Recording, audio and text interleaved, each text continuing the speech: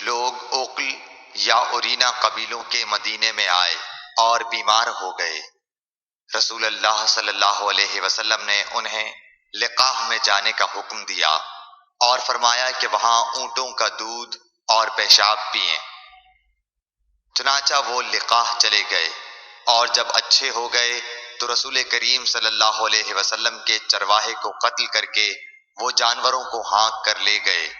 الصبح رسول کریم صلی اللہ علیہ وسلم کے پاس اس واقعے کی خبر آئی تو آپ نے ان کے پیچھے آدمی دوڑائے۔ دن چڑھے وہ حضور صلی اللہ علیہ وسلم کی خدمت میں پکڑ کر لائے گئے۔ آپ کے حکم کے مطابق ان کے ہاتھ پاؤں کاٹ دیے گئے اور آنکھوں میں گرم سلاخیں پھیر دی گئیں اور مدینے کی پتھریلی زمین میں ڈال دیے گئے۔ پیاس کی شدت سے وہ پانی مانگتے تھے مگر انہیں پانی نہیں دیا جاتا تھا۔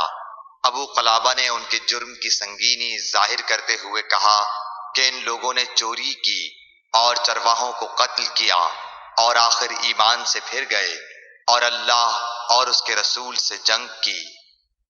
صحیح بخاری حدیث نمبر 233۔